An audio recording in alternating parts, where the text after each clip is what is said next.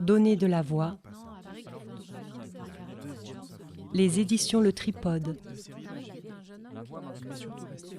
Un rendez-vous proposé par la librairie La Carline. L'homme qui savait la langue des serpents est sélectionné sur le prix L'Or Bataillon, qui est un prix très particulier, qui est un prix qui récompense une traduction, et la récompense est donnée par des traducteurs. C'est-à-dire que chaque année, un collège de traducteurs se réunit pour décider qui est le gars de la bande qui a fait la meilleure traduction de l'année.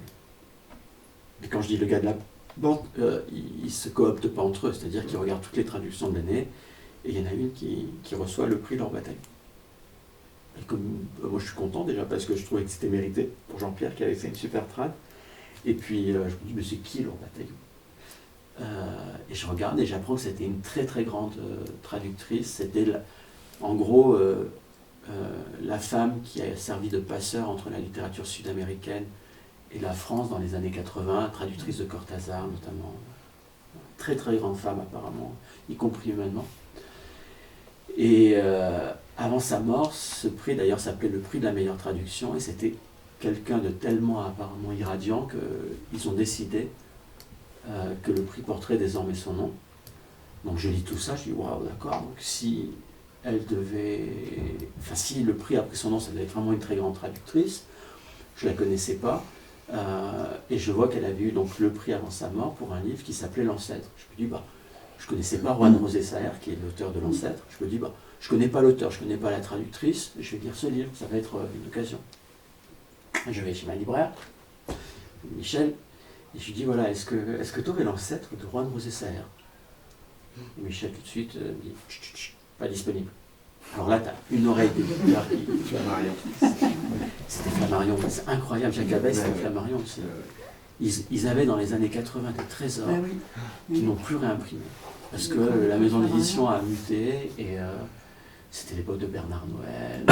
Ils avaient vraiment des très très grands éditeurs.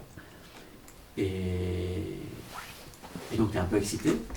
Et puis tu réussis à trouver un livre d'occasion, tu commences à lire. Et là, tu as les deux oreilles, et puis tu as ça qui vient tout de suite. On va lire le début.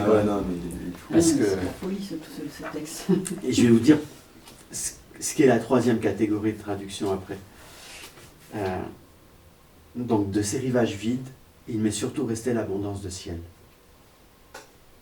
Plus d'une fois, je me suis senti infime sous ce bleu dilaté. Nous étions sur la plage jaune, comme des fourmis au centre d'un désert.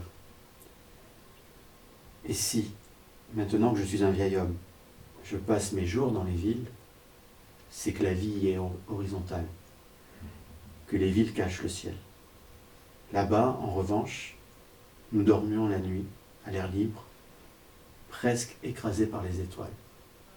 Bon, jusque-là, tout va bien. Arrive la dernière phrase du paragraphe. Donc, écrasés par les étoiles. Elles étaient comme à portée de main, et elles étaient grandes, innombrables, sans beaucoup de noir entre elles, presque crépitantes, comme si le ciel eût été la paroi criblée d'un volcan en activité qui eût laissé apercevoir par ses trous l'incandescence interne. Et je vous jure, tout le texte est de ce niveau-là. Donc déjà, vous croyez lire un fragment oublié de la Bible, et puis très vite, au bout de 10 pages, arrive cette expérience que... Parce que même elle, dans d'autres traductions, j'ai pas le même sentiment de beauté absolue ou d'évidence, où c'est tellement beau que vous vous arrêtez, vous relisez, et vous vous dites, mais comment ça peut être une traduction? C'est-à-dire que c'est un niveau de perfection tel que vous êtes devant un impossible. Comment on peut partir d'une contrainte, qui est celle d'un texte préexistant dans une autre langue, pour écrire quelque chose d'aussi pur?